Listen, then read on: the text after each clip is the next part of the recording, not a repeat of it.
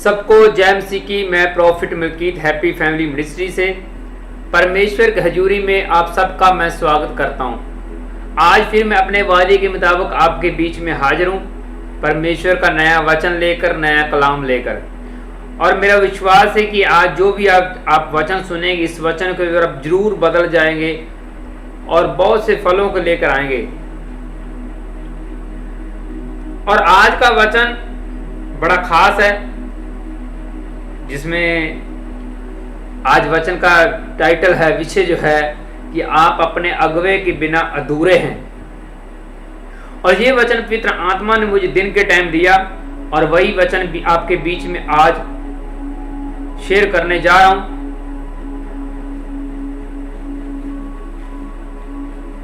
आज हम बाइबल में से जानेंगे कि जो आपका मैन ऑफ गॉड है, अगवा है, आत्मिक अगवा, उसके बिना आप कैसे अधूरे हैं,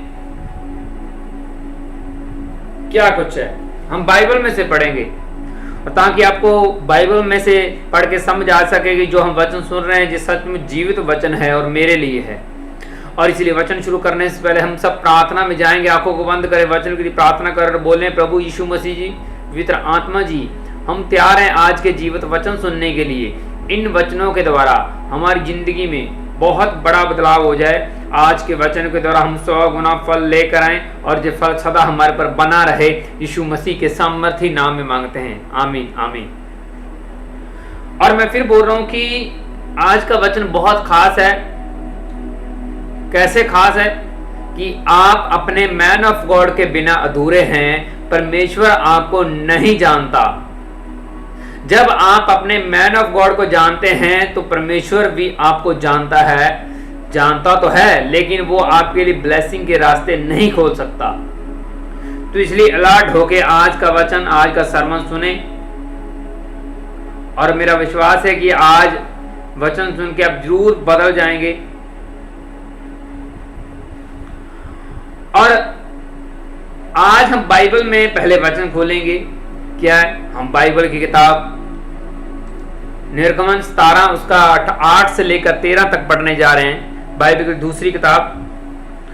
और इसमें परमेश्वर का जन, इजरायलियों का अगवा कौन है? मूसा। तो पहले हम वचन की ओर ध्यान देंगे और पढ़ेंगे इसमें क्या लिखा हुआ है। तब अमालेकी आकर रपीदीम में इजरायलियों से लड़ने लगे। तब मूसा ने यहोशुआ से कहा, हमारे लिए कोई ऐसा पुरुष को चुनकर छांट ले और बाहर जाकर अमालेकी से लड़, और मैं कल परमेश्वर की लाठी हाथ में लिए पहाड़ी की चोटी पर खड़ा रहूंगा। मूसा की इस आज्ञा के अनुसार यहोशुआ अमालेकी से लड़ने लगा और मूसा, रोन और हूर पहाड़ी की चोटी पर चढ़ गए। और तब तक मूसा अपना हाथ उठाए रहता था। तब तक तो इजरायली प्रबल था, इजराइल प्रबल था, परंतु जब वह उसे नीचे करता तब अमालेक प्रबल होते।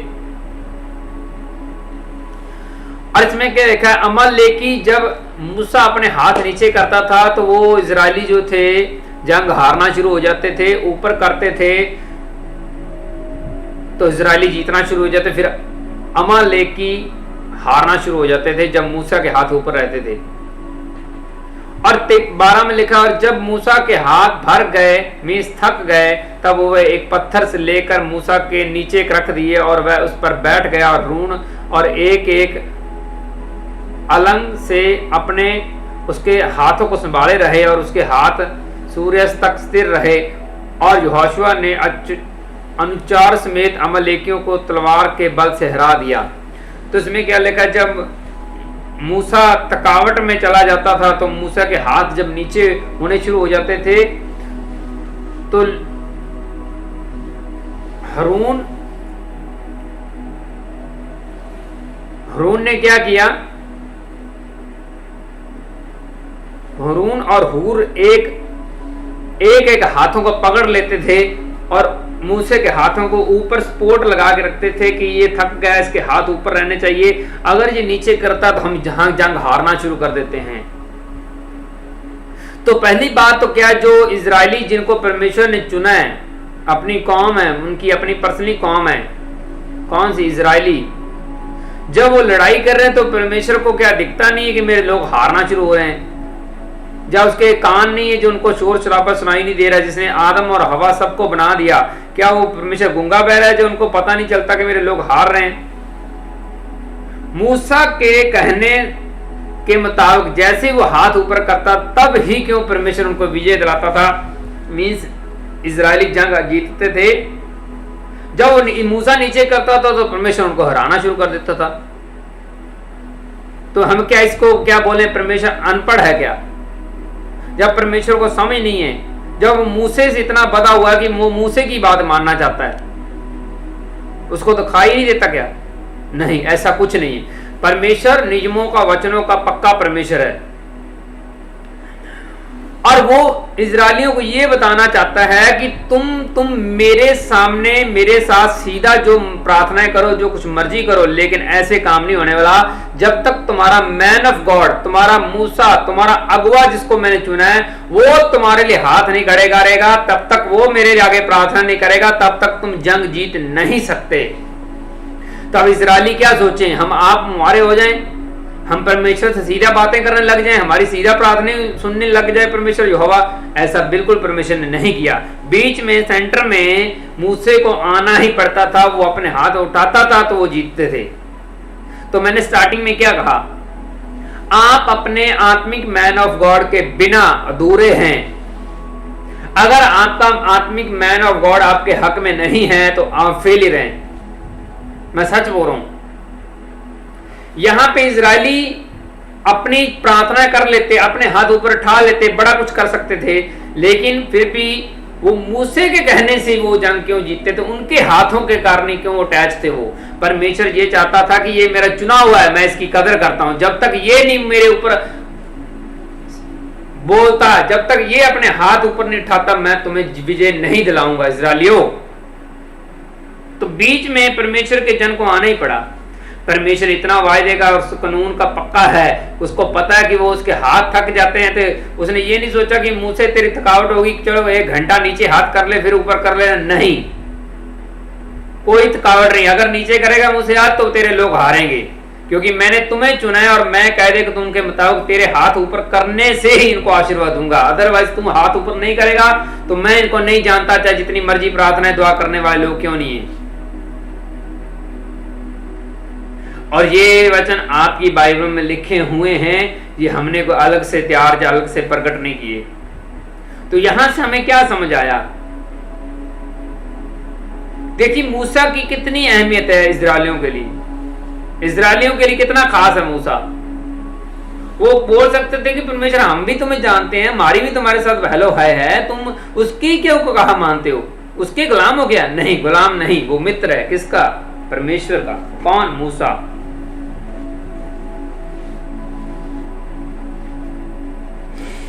तो आपको इस वचन से आपको समझ आ गया होगा कि आपका मैन ऑफ गॉड के बिना आप अधूरे हैं। आप चाहे लाख हालेलुया करने वाले हैं, लाख यीशु मसीह की प्रार्थनाएं करने वाले हैं, लेकिन जब तक आपका मैन ऑफ गॉड आपके साथ नहीं है, जब तक उनके हाथ परमेश्वर की ओर आपके लिए दुआएं नहीं करते, आप अधूरे इंसान हैं। ये बाइबल का आज वचन प्रूफ कर रहा है, इसको कोई झुठला नहीं सकता। और इस विषय में हम बाइबल की एक और किताब खोलेंगे, और हम बाइबल किताब दूसरा राजा उसका 2 अध्याय 9 से लेकर 12 तक पढ़ेंगे। उसके पास पार पहुंचने पर एलिया ने एलीशा से कहा, उससे पहले कि मैं तेरे पास से उठा ले जाऊं, कुछ तू चाहे तो मेरे लिए करूं वह मांग। एलीशा ने कहा, तुझसे जो आत्मा है उसका दुगना भाग मुझे मिल जाए। जो तेरे ऊपर आत्मा है उसका डबल हिस्सा मुझे मिलना चाहिए। तो एलिया ने कहा, तूने कठिन बात मांगी है, तो भी यदि तू मुझे उठा लिए जाने के बाद देखने पाए तो तेरे लिए ऐसा ही होगा, नहीं तो नहीं होगा। एलिया ने क्या कहा, जब तक मैं ऊपर नहीं चला जाता, जब तक एंड टाइम मेरे साथ तुम होगे, तो जो तू चीज मांग रहा है, जो तुम मसा डबल मांग रहा है, वो आत्मा मांग रहा है, वो वरदान मांग रहा है, वो तुम्हें मिले, नहीं तो ना हो। देख लो एलिया ने क्या कहा, जब तक तुम मेरे एंड टाइम तक मुझे देख नहीं लेते, मेरे आखिरी ऊपर उठाए जाने तक तो मेरे साथ होंगे तो मैं ट्रांसफर करूंगा, नहीं तो ये तुम्हें कभी ये मसा मिले ना जो तुम डबल हिस्सा मांग रहे हो आत्मा का, तुम्हें नहीं मिलना चाहिए। और वह चलते चलते बातें कर रहे थे। अचानक अगन रथ और अगन घोड़े उनके अलग किया और एलिया बंडम्बर में होकर स्वर्ग पर चढ़ गया और उसे एलीशा देखता और पुकारता रहा, हाय मेरे पिता, हाय मेरे पिता, हाय इज़राइल के रथ और सवारों। जब वह उसको देख ना पड़ा तब उसने अपने वस्त्र फाड़े और फाड़कर दो भाग कर दिए। जब उसके पिता को किसको एलीशा को स्वर्ग में लेने के लिए आ चुके थे, अगर रथ घोड़े लेने आ चुके थे, तो उसने क्या बोला, हे मेरे पिता। उसने ये नहीं बोला हाय मेरा आत्मा तो मुझे दे नहीं गया। और उसने क्या पहले बोल रखा था कि अगर तुम मेरे एंड समय तक मेरे साथ रहे और मुझे देखने पाएगा तो मैं समझ जाऊंगा कि तुम वफादार बंदा है, और वो आत्मा का जो वरदान है वो मैं तुम्हें दे के जाऊंगा। ये एलिया ने कहा था, अगर तुम मेरे एंड टाइम तक मेरे साथ नहीं रहेगा तो वो तेरे साथ कभी ना हो। तो अब इसमें हमें क्या समझ आया, क्या एलीशा सीधे यहोवा परमेश्वर को पुकार के मसा ले पाया? उसको अगर सीधा मसा मिलना होता तो उसको इतने साल गुलामी करने की क्या जरूरत थी एलिया की? उसको उसके साथ चलने फिरने की क्या जरूरत है? उसके पीछे पीछे चलने की क्या जरूरत है? वो सीधा ही परमेश्वर को पुकार लेता कि मुझे तेरे से सीधा ही मसा लेना है, जो मर्जी कर ले। मैं किसी एलिया को नहीं जानता, मैं उसका गुलाम नहीं बनना चाहता, मैं उसके साथ नहीं चलना चाहता, मैं क्यों उसके पीछे चलूं? मुझे परमेश्वर तेरे से मसा चाहिए। लेकिन एलीशा आत्मिक था, उसको पता था कि ये बंदा, ये मैन ऑफ गॉड, मेरा मैन ऑफ गॉड अगर मेरे साथ है तो ये मसा मेरा है, अगर नहीं है तो फिर ये मसा मैं सीधा परमेश्वर से कभी नहीं छीन पाऊंगा, नहीं ले पाऊंगा। तो स्टार्टिंग में मैंने क्या कहा, आप अपने मैन ऑफ गॉड के बिना अधूरे हैं। परमेश्वर से आप कुछ भी हासिल नहीं कर सकते जब तक आपका मैन ऑफ गॉड बीच में अलाउ नहीं करता, जब तक आपका मैन ऑफ गॉड अपने हाथ आपके लिए नहीं उठाता। आज लोग, क्रिश्चियन लोग बड़े समझदार बनना चाहते हैं, लेकिन आप इन वचनों को कभी कट नहीं कर पाएंगे। इन वचनों को आप झूठा साबित नहीं कर सकते जो लिखे हुए कि आपका मैन ऑफ गॉड आपके लिए कितना जरूरी है। अगर आप सीधे ही परमेश्वर से सब कुछ पा लेते तो एलीशा को क्या जरूरत थी एलिया के पीछे पीछे सारी जिंदगी, आधी जिंदगी उसके पीछे भागने की? अगर इजरायली ऐसे जीत जाते तो फिर मूसे को क्या जरूरत थी, तुम हाथ ऊपर रखो नहीं तो हम तो खत्म हो रहे हैं, ऐसे जीत जाते। अगर सैमुअल इतना ही आत्मा में पाया हुआ था तो एली से टीचिंग लेने की उसको क्या जरूरत थी? एली मुझे आवाज आ रही है, अपने मैन ऑफ गॉड बोलता कि मुझे तुम पुकार रहा है। एली ने गाइडेंस नहीं, बेटे मैं तुम्हें नहीं पुकार रहा, तुम्हें यहोवा पुकार रहा है। किसने अलाउ किया कि तुम्हें यहोवा पुकार रहा है? एली ने खुद चाहा। क्या सैमुअल अपने आप में परिपूर्ण हो जाता, घर में बैठा होता या किसी मिनिस्ट्री में जाके बैठ जाता? जब तक उसके मैन ऑफ गॉड ने अलाउ नहीं किया। परमेश्वर इतना समझदार है, उसके मैन ऑफ गॉड ने उसको टीचिंग दी कि तुम्हें यहोवा परमेश्वर पुकार रहा है, तब उसके बाद वो एक्टिवेट हुआ, तब वो असल नबी बना। अपने आप क्यों नहीं बना? वो सीधा परमेश्वर को पुकार लेता, सब कुछ कर लेता। आज भी जब जितनी मर्जी प्रार्थना कर लो, जो मर्जी हासिल कर लो, जब तक आपको मैन ऑफ गॉड एक्टिवेट नहीं करता आप अधूरे हैं। अगर मैं पर्सनली बात करूं तो मैं दिन रात प्रार्थनाएं करने वाला था, कर रहा था, फास्टिंग प्रेयर, दिन रात बाइबल रीडिंग, दिन रात प्रेयर, सुबह शाम प्रेयर, इतनी प्रेयर, अनलिमिटेड प्रेयर। और परमेश्वर का सीधा मसा मेरे ऊपर नहीं उतरा कि मैं तुम्हें ऐसे ही मसा कर देता हूं। एक परमेश्वर का जन मेरे घर में आके मुझे बोल रहा कि परमेश्वर ने मुझे इशारा किया है इस बंदे को एक्टिवेट करके आ, और जैसे ही उसने मेरे ऊपर ले हैंड की, ऑयल लगाया, तब से आज तक विश्वानिया और हीलिंग चल रही है। पहले क्यों नहीं? क्या मैंने सीधा हासिल कर लिया सब कुछ? नहीं, बीच में एक मैन ऑफ गॉड को, एक अगुवे को आना ही पड़ा। तो आज क्रिश्चियन लोग ज्यादा ओवर समझदार क्यों बन रहे हैं?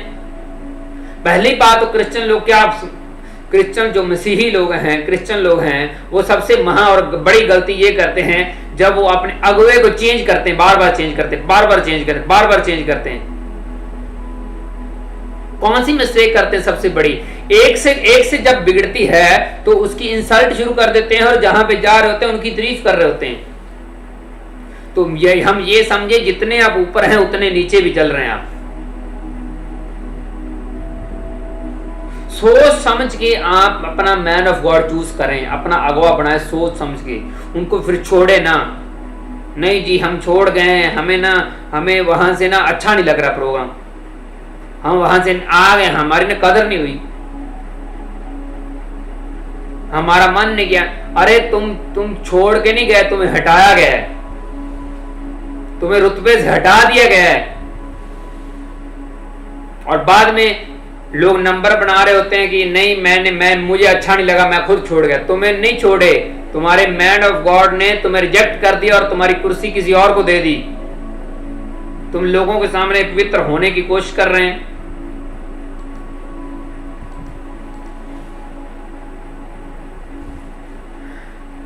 इसलिए अलर्ट रहें। अब जब आप अपने मैन ऑफ गॉड को चेंज करते हैं तो आप नर्सरी क्लास में फिर से भर्ती हो रहे हैं, फिर से आप नई सिरे से स्टडी करेंगे। और परमेश्वर को पता है जब आप एक अपने मैन ऑफ गॉड के साथ सहमत नहीं रहे तो दूसरे के ऊपर आप कैसे विश्वास कर जाओगे? जब आपको पता चलता है कि मेरे मैन ऑफ गॉड की मेरे ऊपर बड़ी क्लास लग रही है तो लोग भागते इधर उधर। जब उनको पता कि मेरा मैन ऑफ गॉड मेरे मुताबिक नहीं चलता, वो मेरे कहे के मुताबिक नहीं चलता लेकिन मुझे अपने कहने के मुताबिक चलवाता है, तब लोगों को मिर्ची लगती है कि मेरा मैन ऑफ गॉड मेरे पीछे चले, मैं उनके पीछे क्यों चलूं? आपको पता होना चाहिए जो चुना हुआ है, जिनको भेड़ें चराने का आशीर्वाद मिल चुका है, वो आगे ही चलेगा, भेड़ें उसके पीछे चलेंगी। आज मैं आपको एक बात बताना चाहता हूं, क्या आप सोच सकते हैं कि आपका मैन ऑफ गॉड आपके पीछे चले और कलीसिया आगे चले? ऐसा संभव नहीं है। अगर ऐसा होगा तो उनके खुद के पांव खराब हो जाएंगे, जो गोबर करेंगे भैंसें भेड़ बकरियां जो भी आप लगा लो। तो मैन ऑफ गॉड आपके पीछे नहीं चल पाएगा, आपको उसके पीछे चलना है, नहीं तो बाइबल के उल्ट काम कर रहे हैं, उस रैंक की आप इंसल्ट कर रहे हैं, अपना रुतबा आगे लेके आ रहे हैं। जब लोगों को लग रहा है कि हमारी नहीं सुनी जाती, हमें सिर्फ सुनाया जाता है, तो वो भागने की कोशिश करते हैं और इस गलतफहमी में रहते हैं कि यीशु मसीह तो मेरे साथ बड़ा अटैचमेंट है, मैं तो बड़ी बड़ी प्रार्थनाएं करने वाला हूं, मैं तो बड़ी हाई लेवल की मिनिस्ट्री में जा रहा हूं।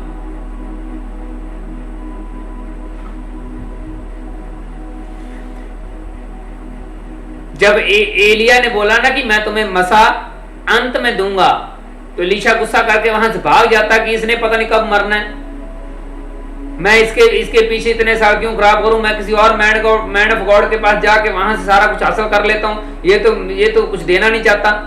उसको पता था मिलेगा तो मुझे यहीं से मिलेगा। उसने अलग जगह पे मुंह मारने की कोशिश नहीं की मसा लेने के लिए। आप क्रिश्चियन लोग हैं, आपके पास बाइबल है, तो आपको ये बुद्धि आपके अंदर ये होनी चाहिए। मैं सच बोल रहा हूं। स्टार्टिंग में मैंने क्या बोला? आप अपने अगवे के बिना अधूरे हैं, चाहे जो कुछ मर्जी कर ले, नया यीशु मसीह पैदा नहीं किया जा सकता। सोच समझ के अपना अगवा चूज करें, कहां जाना है आपने, कहां नहीं।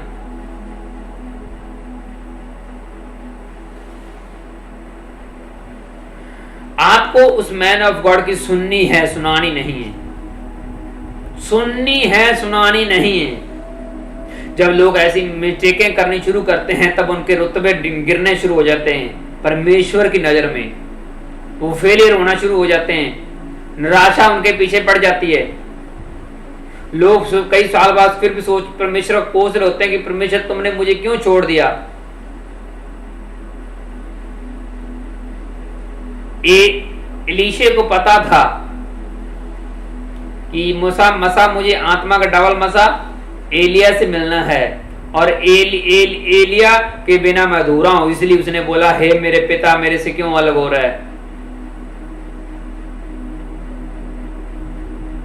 शमूएल अपने आप में सब कुछ बन जाता।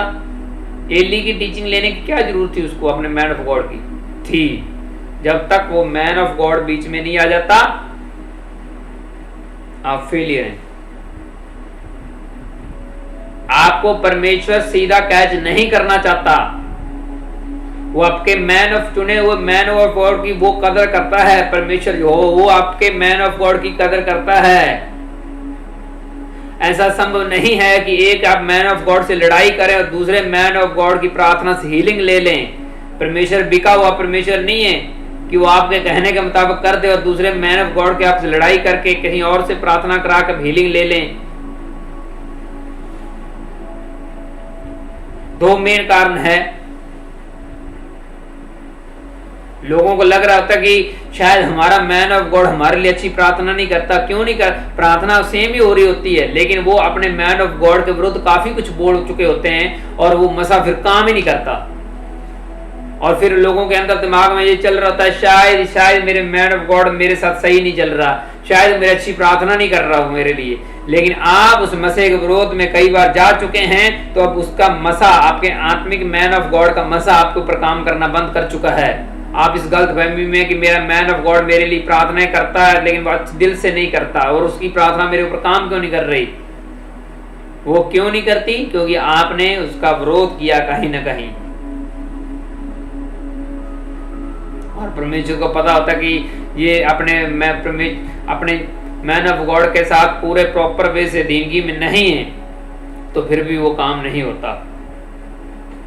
तो इसलिए अलर्ट रहें। आपके आसपास जो भी गुआंढी बैठा उनको ये बात समझा दो, उनको बता दो कि बाइबल आज प्रूफ कर रही है अलग अलग वचनों के द्वारा कि जो भी व्यक्ति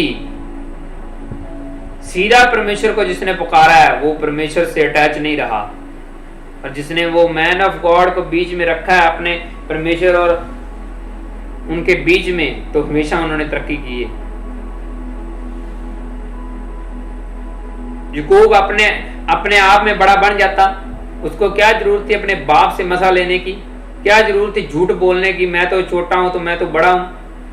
वो अपने आप में परमेश्वर को सब उसकी याकूब की माँ इतनी समझदार थी, सीधा परमेश्वर से सब कुछ ले लेती, स्वर्ग से नीचे आ जाता।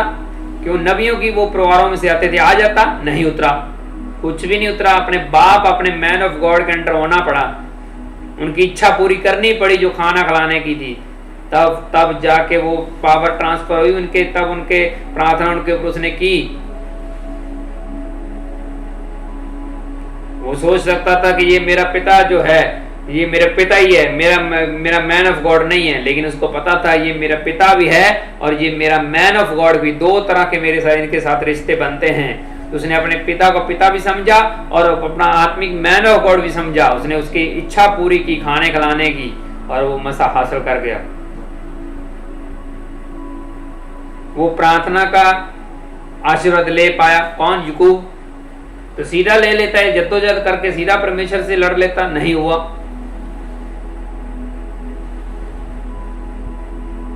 कहीं पे भी देख लो पूरी बाइबल में, अपने आप में कोई भी परिपूर्ण नहीं हुआ।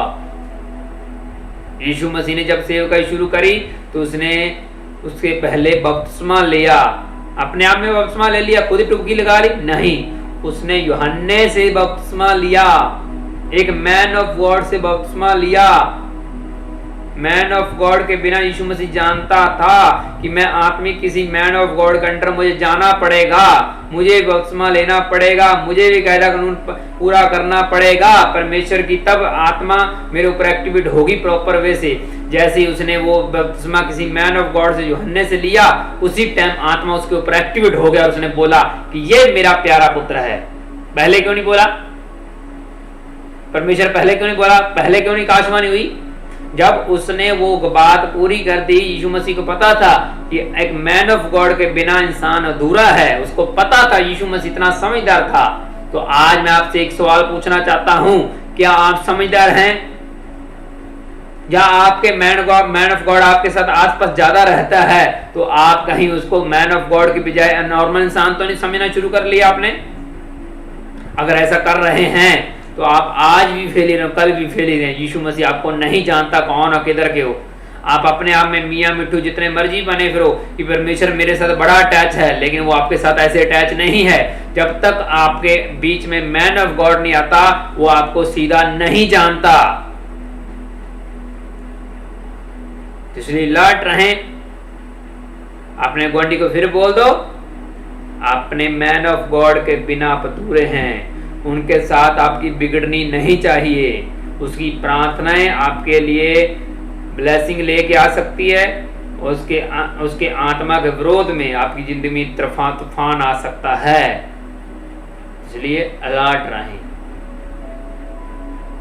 आंखों को बंद करें, वचन के लिए प्रार्थना करें और बोलें, प्रभु यीशु मसीह, पवित्र आत्मा जी, हम आज के वचन के द्वारा हम जान चुके हैं, हम समझ चुके हैं कि हम अपने आत्मिक मैन ऑफ गॉड के बिना अधूरे हैं। पवित्र आत्मा जी, हमें इस तरीके से डिजाइन करो कि हम अपने आत्मिक मैन ऑफ गॉड के अंडर रहें, हम उसके मुताबिक चलें, ना कि हम उनको अपने मुताबिक चलाएं, ताकि वो मसा हमारे ऊपर काम करता रहे और परमेश्वर के साथ हम अटैच रह पाएं। आज हमने वचनों से अलग अलग बाइबल के किताब बुक्स खोल के हमें पूरा जान लिया, समझ लिया परमेश्वर कि अपने आप में कुछ भी नहीं बन सकता। जब तक उसका मैन ऑफ गॉड उनके साथ नहीं है, तब तक वो फेलियर है। आज का वचन हमें 100 गुना फल दे और हम अपने मैन ऑफ गॉड के अधीन रहें। उनके बिना हम अधूरे हैं। हमें यह पता चल गया, आज का वचन हमें 100 गुना फल दे और ये फल सदा हमारे ऊपर बना रहे। यीशु मसीह के सामर्थी नाम में हम मांगते हैं, आमीन आमीन आमीन आमीन। हालेलुया। और आज का वचन बड़ा खास था। आप इस वचन को और लोगों को जरूर शेयर करें, ताकि उनकी भी जिंदगी बदल जाए। वो भी जिस भी मैन ऑफ गॉड के अंडर हैं, उनको पता चले कि उनके बिना वो अधूरे हैं। और कुछ सेकंड के बाद मिनटों के बाद हम प्रार्थना में जाएंगे, तो इसलिए रेडी रहें।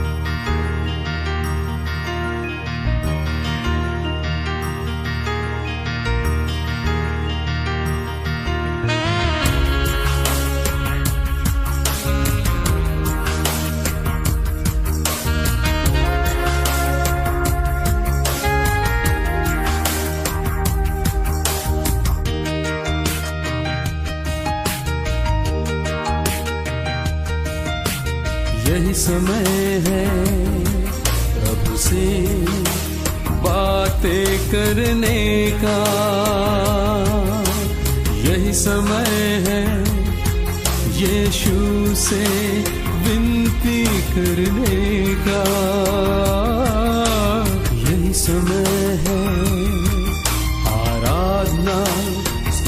स्तुति करने का यही समय है, यीशु से प्रार्थना करने का।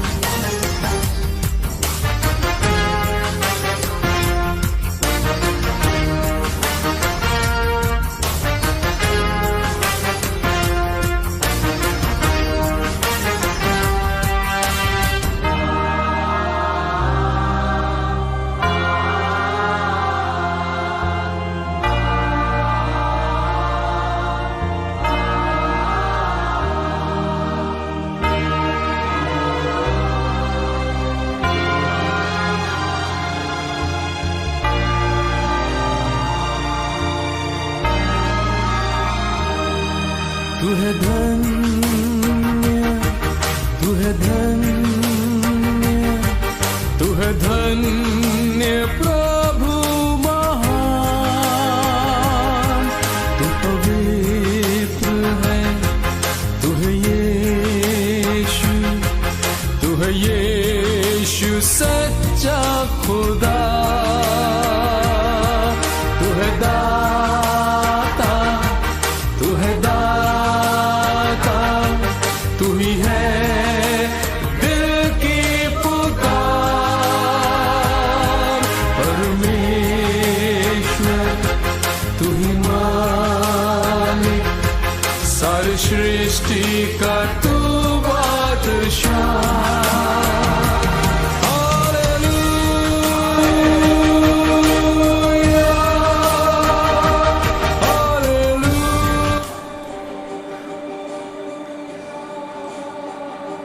और फिलहाल समय हो चुका है प्रार्थनाएं करने का। आइए हम प्रार्थना में जाएंगे। आंखों को बंद करें। मैं आपके लिए प्रार्थना कर रहा हूँ। पवित्र आत्मा जी, मैं आपका दास इन सब लोगों के लिए प्रार्थनाएं करता हूँ, जितने भी जन इस प्रेयर में शामिल हैं। परमेश्वर का आत्मा इन सबको छुए और आजाद करे यीशु मसीह के सामर्थ्य नाम में। सब लोगों की समस्याएं इनको छोड़ के चली जाए यीशु मसीह के सामर्थ्य नाम में। जो लोग अलग अलग कमेंट कर रहे हैं, परमेश्वर का आत्मा इनको छुए और आजाद करे, इनकी आत्मिक लाइफ ग्रोथ करे यीशु मसीह के सामर्थ्य।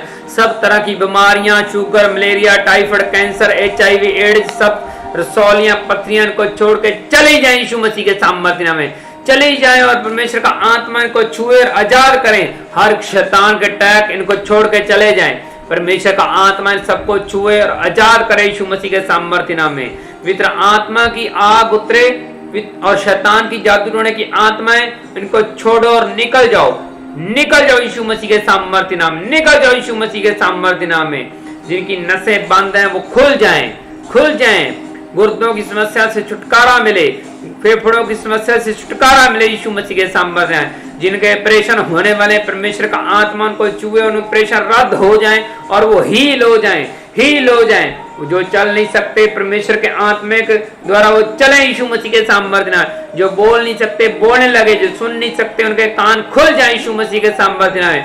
बॉडी में जितने भी डिप्रेशन, जो भी घर में लड़ाई झगड़े, सब क्लेश, तंगी, परेशानी वो चली जाए यीशु मसीह के सामर्थ्य नाम में। जो नए व्हीकल खरीदना चाहते हैं, परमेश्वर का आत्मा को छुए और वो तरक्की करें यीशु मसीह के सामने। नए घर बनाना चाहते हैं, परमेश्वर का आत्मा को छुए और उनके घर बनने पाए यीशु मसीह के सामर्थ्य नाम में। जिनके कर्जे का बोझ है वो कर्जा उतर जाए यीशु मसीह के सामर्थ्य नाम में।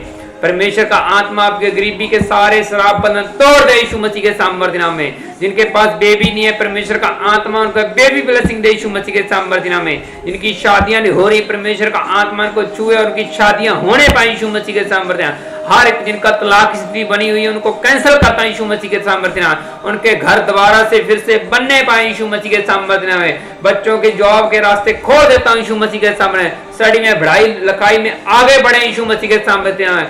आत्मा में आगे बढ़े, बुद्धि में ग्रोथ करें यीशु मसीह के सामर्थ्य नाम में। सब लोकेशन में तरक्की की घोषणाएं करता हूं यीशु मसीह के सामर्थ्य नाम में। परमेश्वर का आत्मा आपको छू के आजाद करे और फ्री करे यीशु मसीह के सामर्थ्य नाम में।